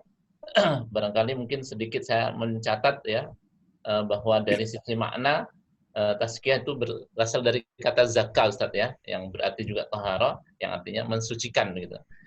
Secara istilah singkatnya adalah dalam rangka untuk mensucikan jiwa, ya, jiwa manusia untuk taat kepada Allah Subhanahu wa taala. Kemudian tazkiyatun nafs pada dasarnya itu ada dua hal, ya, yakni yang pertama mensucikan jiwa, ya, jiwa kita dari sifat-sifat buruk atau akhlak-akhlak tercela yang disebut juga takhalli atau takhalli, ya, dan kemudian ya takhalli, ya, Ustaz, ya. Kemudian yang kedua adalah menghiasi jiwa yang telah kita sucikan tadi dengan sifat-sifat atau akhlak-akhlak yang baik dan terpuji atau tahalli, ya. Kemudian tadi sudah dijelaskan beberapa sifat-sifat tercela, ada sifat tercela, ada sifat terpuji, dan seterusnya. Ini menjadi peringatan bagi kita dan juga pelajaran bagi kita untuk senantiasa kita bisa menghindari, ya, dari perbuatan atau sifat-sifat tercela, dan kemudian kita isi kehidupan kita dengan sifat-sifat yang terpuji. Tentu ini tidak bisa instan, ya, tapi harus terus kita belajar dan seterusnya. Kemudian yang terakhir, ya, terkait dengan tazkiyatun nafs ini adalah juga menjadi misi para nabi, ya, terutama Rasulullah SAW, ya, yang di dalamnya itu adalah mengandung misi untuk mengingatkan manusia, ya, kemudian mengajari manusia untuk belajar memahami kitab dan sunnah Rasul, dan kemudian membersihkan, ya, misi membersihkan dan memperbaiki akhlak manusia. Dan ini menjadi tugas kita semuanya juga untuk senantiasa berusaha belajar kita untuk mengingatkan, dan kemudian kita mempelajari daripada ayat-ayat Quran dan Sunnah, dan kemudian kita berusaha untuk membersihkan hati kita dan memperbaiki akhlak atau tingkah laku kita, sehingga kita betul-betul menjadi seorang muslim atau muslimah yang paripurna. Mungkin itu secara singkat yang saya dapat catat. Ustadz, untuk berikutnya mungkin masih ada waktu. Silahkan kepada para Bapak Ibu sekalian, ya, Ustadz dan Ustadzah atau ikhwah fillah sekalian yang ingin bertanya, silahkan bertanya dengan mengangkat jari dulu. Nanti siapa yang ingin bertanya dulu nanti saya tunjuk, ya. Silahkan. Mungkin lebih bagus juga banyak sharing barangkali, karena penting sekali. Ya, betul, Ustadz. Yang menambahkan ini para ustadz yang lain, karena belum sempat melihat yang sudah bergabung. Monggo. Ya, Ustadz yang lainnya silahkan videonya diaktifkan sehingga kita bisa bertatap muka semuanya. Ya. Saudara silakan yang ingin sharing, dibuka sharing dan jawab ya.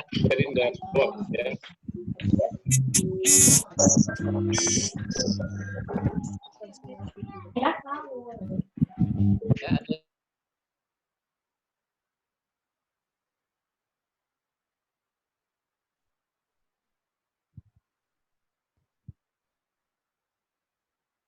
ya, ada yang mau bertanya? Silakan. Atau ingin sharing?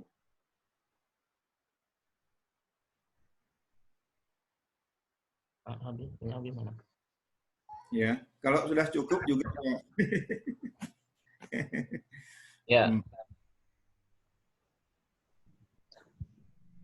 Ada yang mau bertanya? Kalau masih ada yang bertanya kita persilahkan, tapi kalau tidak ada berarti sudah paham semuanya ya. Maka kita bisa akhiri majelis kita. Silakan. Sepertinya 1, 2. ya, Ustazah Sulanti, silakan Ustazah. Assalamualaikum warahmatullahi wabarakatuh. Waalaikumsalam warahmatullahi wabarakatuh. Ustadz, saya mau tanya, ini fenomena sekarang ini kan kita dengan kecanggihan sekarang ini kan bisa tahu ya teman-teman kita di mana aja berada. Terus yang jadi pertanyaan saya itu, yang teman-teman yang suka membuat status yang membuat orang itu bertanya-tanya tentang kehidupan pribadinya gitu. Kalau kebahagiaan mungkin kita. Nah itu jadi kita yang seharusnya nggak tahu itu menjadi tahu gitu. Terus gimana menyikapinya Ustadz supaya kita itu sebagai kader dakwah ya kita bisa mengingatkan supaya nggak ada omongan, kader dakwah kok statusnya begini gitu kan, jadi nggak enak gitu. Seri kita dengarnya itu nggak enak gitu. Jadi gimana Ustadz? Jadi status ini jangan jadi betul ini. Jadi sesuatu yang bisa orang lebih tahu mengenai dirinya, baik itu baik atau buruk ya. Tapi kalau kebaikan sih nggak apa-apa gitu. Tapi kalau keburukan itu kan jadi sesuatu yang tidak baik gitu. Terima kasih Ustadz. Assalamualaikum. Waalaikumsalam warahmatullahi wabarakatuh. Langsung aja ya Pak Agus ya. Ya, langsung Ustadz. Alhamdulillah pemirsa kita ini ada sekitar 60-an kalau tidak salah Ustadz ini saya absen. Ya, silakan Ustadz. Nanti kalau jawaban saya kurang sempurna, mudah-mudahan ada yang menambahkan. Ya. Jadi di dalam salah satu sifat tercela itu ada ria. Ya, itu ada ria. Namun kadangkala sifat ria ini kita sering bertanya dalam hati, apakah yang kita lakukan ini ria? Ya. Misalnya kita datang ke masjid dengan berpakaian bagus, ya, mukenanya bagus. Kemudian besok datang ke masjid lain, bagus. Ya. Nah ini kita dihadapkan dua hal. Apakah kita bisa berkeliling masjid ini seperti yang saya contohkan sederhana aja. Ini hanya sederhana saja. Ya. Apakah ini menjadi ria atau lain? Atau yang dianjurkan kepada kita, ya, itu syiar. Ya. Jadi sesungguhnya amal-amal yang terkait dengan fisik kita di hadapan manusia itu sesungguhnya dianjurkan oleh Rasulullah terkait dengan syiar. Ya. Jadi syiar dan syiar ini disunahkan. Bahkan kalau Allah kita setir di dalam misalnya surah Al-Baqarah ayat saya lupa, innas safa wal marwata min sya'airillah. Ya. Bukit Safa dan Marwah itu adalah bagian dari syiar-syiar Allah. Nah, kita lihat ibadah yang ada di antara Safa dan Marwah itu adalah ibadah sa'i. Ibadah yang menunjukkan kepada orang untuk melihatnya. Dan kita tidak bisa berdiam bersembunyi, nggak bisa. Ya. Dan ternyata itu adalah syiar Allah. contoh yang sederhana. Yang berikutnya, misalnya kita ada orang yang azan di masjid, suaranya lantang, lagunya indah, dan itu syiar. Di situ ada syiar, tapi sekaligus yang bersangkutan ada tantangan. Apakah dia melantunkan suaranya itu yang banyak mendapat pujian orang lain, sehingga menjadi riya? Nah ini. Nah, maka di dalam ibadah-ibadah yang bersifat syiar, untuk dilihat oleh orang banyak, ya, maka kita mohon kepada Allah untuk dihindarkan dari hati-hati yang riya tadi. Ya. Kenapa? Karena itu syiar. Jamaah di masjid itu syiar. Ya. Jadi sholat jamaah di masjid, meskipun pahalanya 27 rakaat, tetapi sebenarnya itu adalah syiar. Ya. Ya, meskipun di rumah kita berjamaah, nah itu tidak ada syiar, tapi tetap mendapat pahala jamaah kalau di rumah. Ya.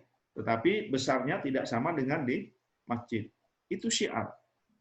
Sekarang kita masuk kepada pokok pertanyaan, di status dia sedang, mohon maaf, umroh, ya, ada di samping Ka'bah, lalu selfie, maka ditaruhlah fotonya sebagai statusnya di sana, ditambah lagi, alhamdulillah saya sudah mencium Hajar Aswad misalnya.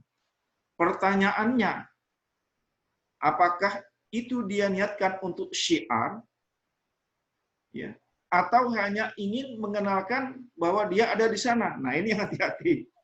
Jadi status itu, kalau memang sebenarnya kalau tidak syiar, ya, kita mencoba menghindari. Jadi kita tetap niatkan segala sesuatunya, ya, itu syiar. Nah maka kalau sudah kita niatkan untuk syiar, maka insya Allah, ya, foto, gambar, atau komentar dalam status dan sebagainya itu, kalau dia berupa syiar, maka insya Allah kita bisa melihat, menyaksikan misalnya status para dai dan para ulama kita yang sering meng-share di Facebook dan sebagainya seperti itu. Itu yang bisa kita contoh. Ya. Nah, jangan misalnya kita contoh, alhamdulillah kita sedang lagi makan di warung Pak Endut. Ya, untuk apa makan di warung Pak Endut di-share seperti itu? Ya. Lalu jadikan status. Hati-hati, itu bukan syiar. Bisa saja pamer. Tetapi kalau itu bagian dari iklan untuk warung Pak Endut,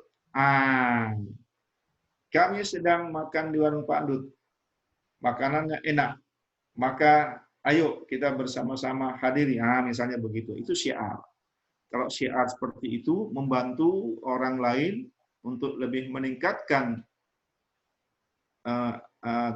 produktivitasnya, warungnya laku, insya Allah itu malah syiar dan berpahala. Jadi memang ada dua sisi ya, dua sisi yang berbeda, hati-hati ini. Ya. Dan mungkin untuk sederhana saja, mudah-mudahan itu diniatkan sebagai syiar. Ya, jadi foto status udah syiar. Cuma hati-hati juga milih fotonya, hati-hati juga milih komentarnya. Mungkin itu Bu Sulanti, terima kasih. Ada yang lain menambahkan, silakan. Jelas Bu Sulanti ya. Alhamdulillah. Ya. Ya, ini Ustaz, ada juga pertanyaan di di chat ini yang dari Ustazah Rina. Ya, Ustadz Ardiansah, bagaimana menjaga kesinambungan hati agar tidak mudah terjegal dan terpengaruh dengan nafsu amarah bisu, ya, yang selalu mengganggu, terlebih dengan kondisi sekarang perjumpaan langsung dengan ikhwan sangat sukar kita lakukan. Ini Ustaz. Ya. Alhamdulillah, makasih Ustazah siapa? Rina ya? Rina ya. Rina Pak Purno nih barangkali ya. Iya. Ya. Ada doa yang sering kita ucapkan dan itu adalah pelajaran dari Rasulullah. Ya. Misalnya doa di dalam sholat witir. Ya. doa setelah sholat witir. Allahumma inna nas'aluka imanan daiman wa qalban khashi'an. Nah, ini.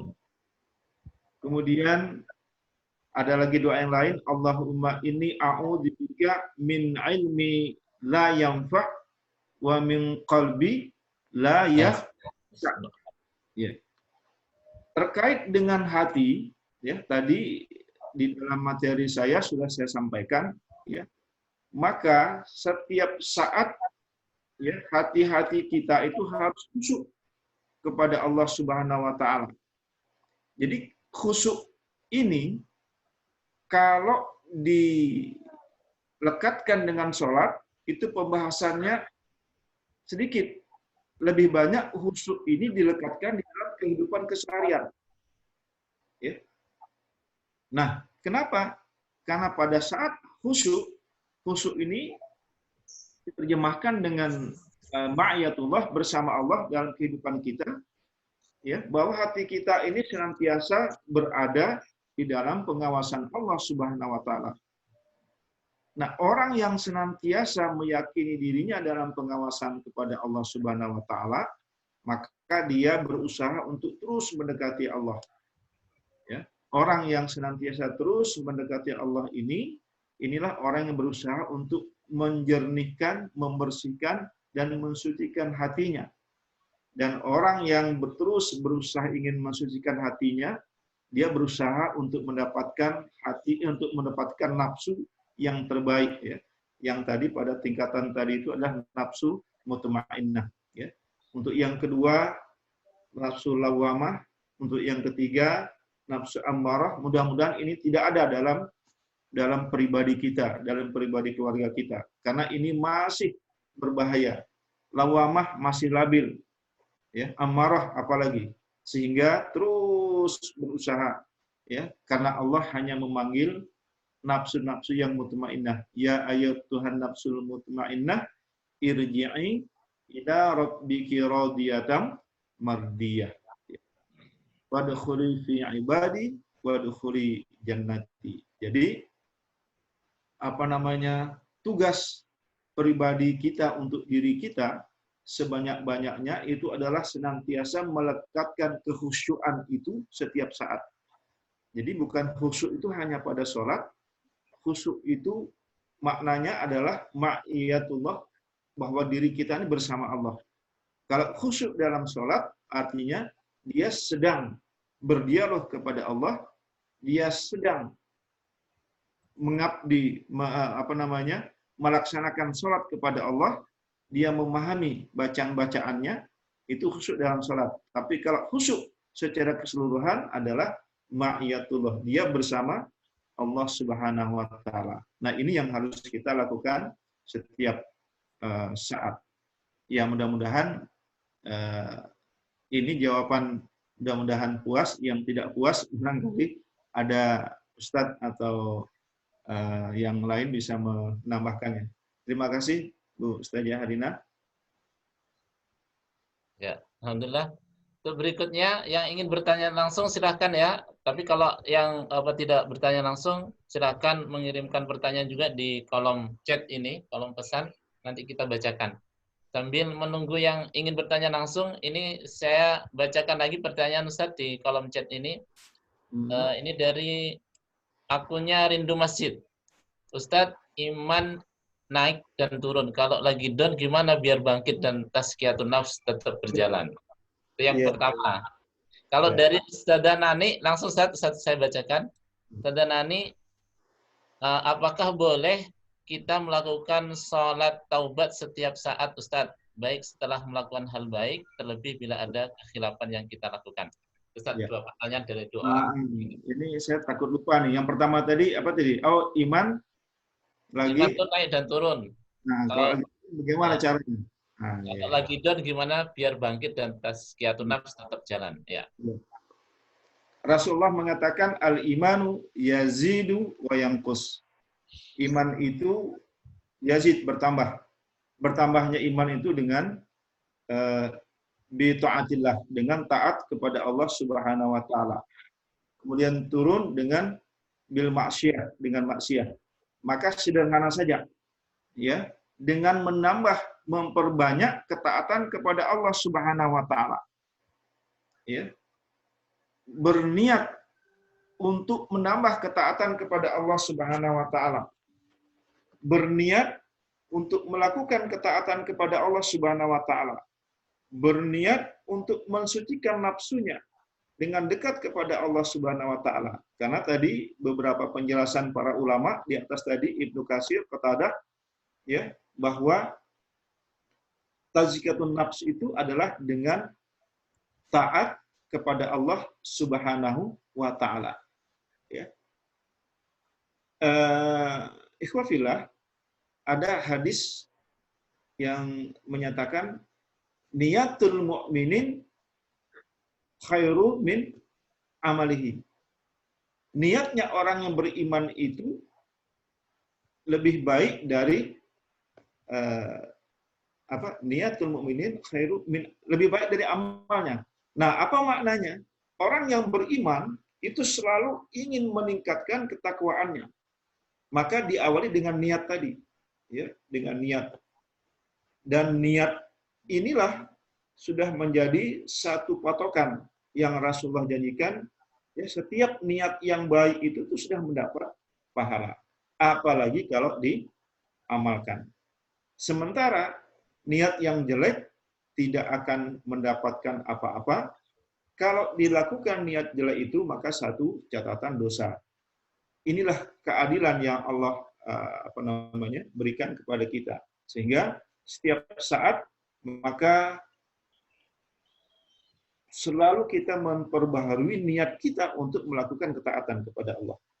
Ya, jadi selalu memperbaharui. Berkeinginan Ramadan ini untuk banyak berinfak. Ya, itu sudah satu niat. Begitu ada, infakkan. Berniat untuk memberi nasihat kepada orang lain. Begitu tiba waktunya, berikan nasihat. Niatnya sudah mendapatkan pahala, kemudian melaksanakannya itu bertambah lagi dan seterusnya. Nah, sehingga mungkin langkah pertamanya banyak-banyak berniat untuk melakukan kebaikan. Ya. Banyak-banyak berniat, ya. Tetapi bukan mengkadali niat, ya. Wah, ini mentang-mentang ini mumpung ini niat itu pahala yang satu, berniat saja. Itu niatnya lain lagi. Itu namanya mempermainkan niat menurut saya, atau mengkadali niat. Ya. Tidak seperti itu maksudnya. Ya. Orang yang beriman itu niatnya ikhlas kepada Allah Subhanahu wa taala. Ikhlas melakukan ketaatan. Nah, kemudian yang berikutnya, pertanyaan berikutnya, apakah boleh ya sholat sunat taubat itu tiap hari? Ya begitu ya? Ya, setiap saat. Setiap saat. Setiap saat itu, kalau setiap saat itu setiap apa itu? Apa setiap jam, setiap menit? Baik, setelah melakukan hal baik, terlebih bila ada kekhilafan yang kita lakukan. Ya. Jadi kita selalu mohon ampun kepada Allah dari dosa dan kesalahan yang besar dan yang kecil. Ya. Kita tahu dosa besar, kita tahu dosa kecil. Kita juga minta ampun kepada Allah dari dosa dan kesalahan yang kita sengaja dan tidak kita sengaja.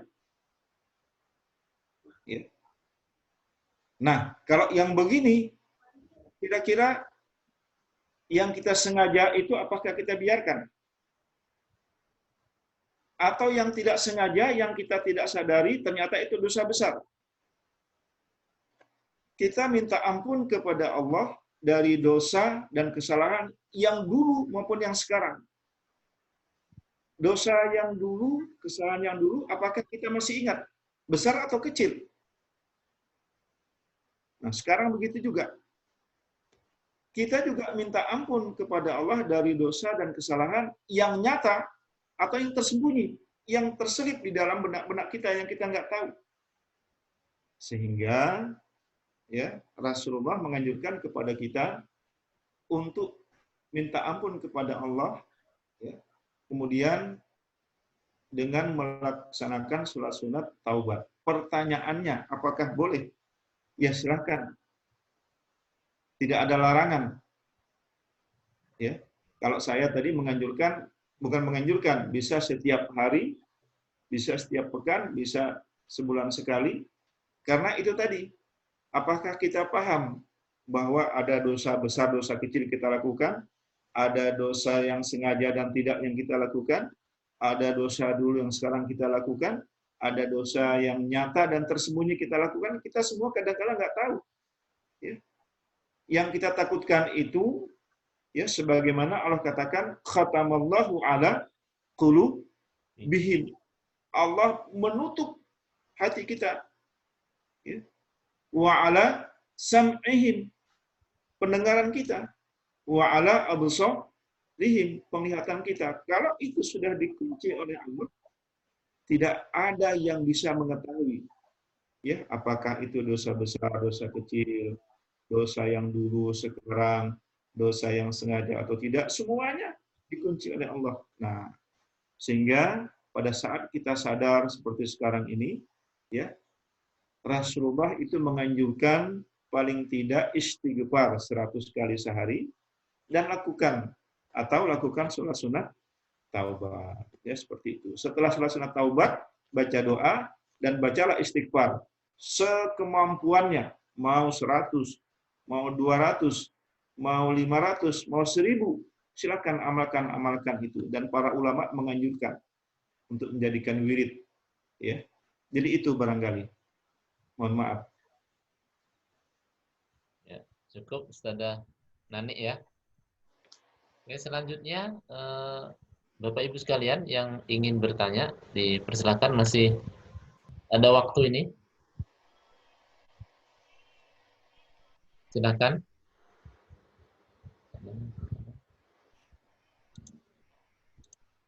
Ada lagi yang ingin bertanya?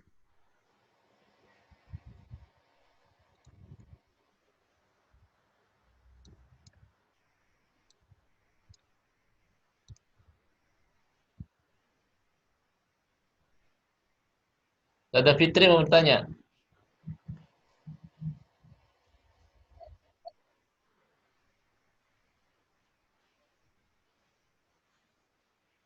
Sepertinya cukup ini Ustaz Nanang ya.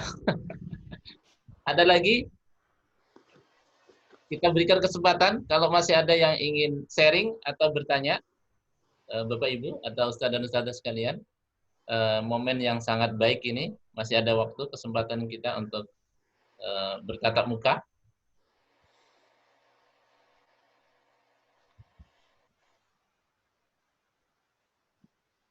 Ya, Ustaz dan Ustaz. Ditutup dengan doa, Ustaz.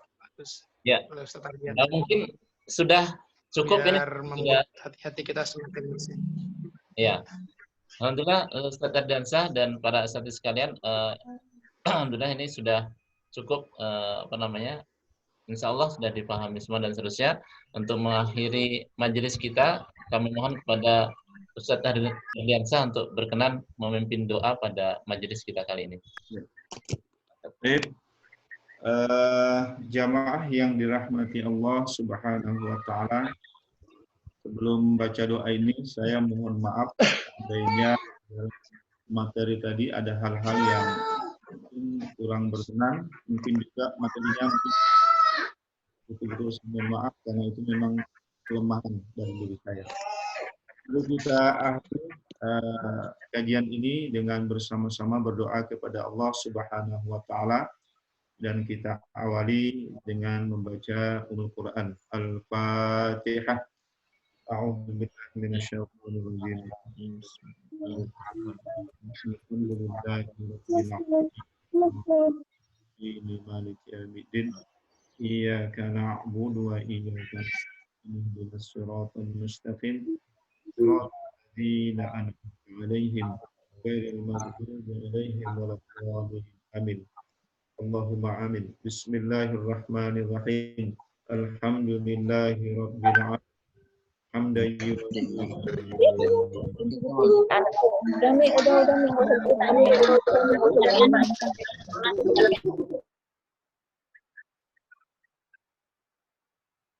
Muhammad wa ala alihi wa sahbihi ajma'in.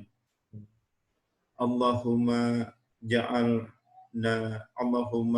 hadzal jam'ana marhuman wa tafarruqana min ba'dihi tafarruqana ma'suman. Allahumma anjil alaina rahmatak wa ni'matak fi hadhihi syahri Ramadan. Allahumma anjil alaina rahmatak wa ni'matak fi hadhihi syahri Ramadan. Allahumma anjil alaina ya Allah rahmatak wa ni'matak fi hadhihi syahri Ramadan. Rabbana ighfir lana junubana wa li auladina wa li dzurriyyatina wa li masyayikhina wa muallimina wa li azwajina wa li jami'il mu'minina wal mu'minat wal muslimina wal muslimat al ahya'i minhum wal amwat bi rahmatika ya arhamar rahimin. Allahumma ja'alna wa auladana wa dzurriyyatana min ahlil ilmi wa ahlil khair min ahli taqwa wal istiqamah min ahlil ibadah wa ahlil jannah min ahlil Qur'an wa ta'wilhu wa la taj'alna wa iyyahum min ahli syarri wad dhair. Allahumma innaka ta'lamu anna hadhil qulub qad ijtama'at ala mahabbatik wa altaqat ala ta'atik wa tawahhadat ala da'watik wa ta'ahadat ala nusrati syari'atik wa wasqillahumma rabitataha wa dimuddaha wahdiha subulaha wa mula'ha binurika alladhi la yakhbu wasrah suduraha bi faidil imani bik wa jamili tawakkuli alaik wa ahyiha bi ma'rifatik wa amitha ala syahadati fi sabirik innaka ni'mal maula wa ni'man nasir. Allahumma inna na'udzu bi kalimatillahi tammah min syarri ma khalaqa. Allahumma inna na'udzu bi kalimatillahi tammah min syarri ma khalaqa. Allahumma inna na'udzu bi kalimatillahi tammah min syarri ma khalaqa. Allahumma inna na'udzu bika min jahdil bala wa darqis syaqa wa su'il qada wa syamamatil a'da.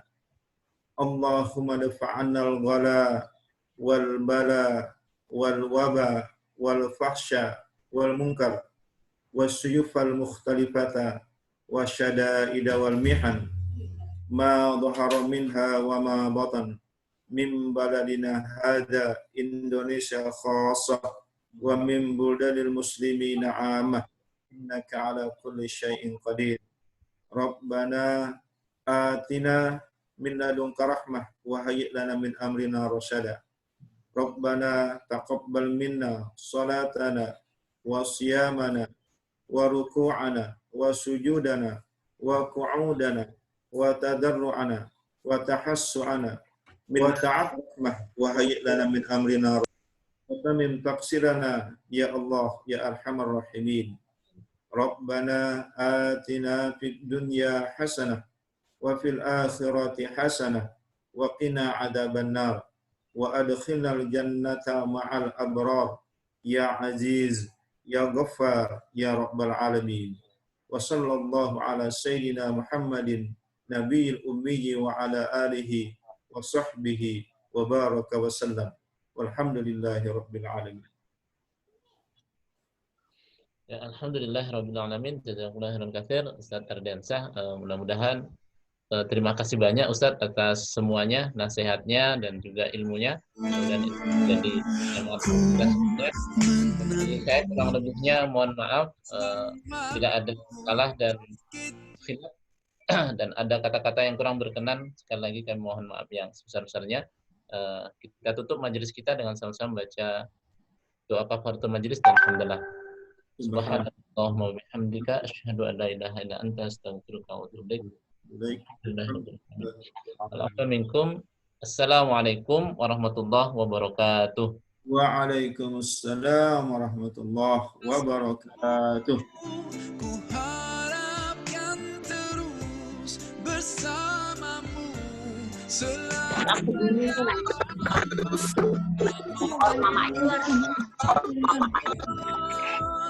Ramadan di hati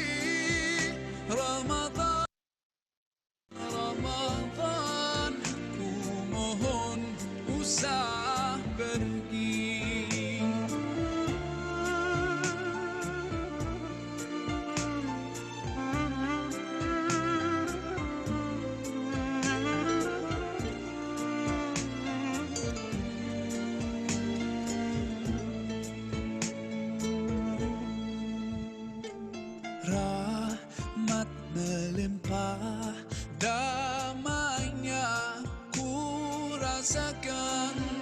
Ramadan bulan Al-Quran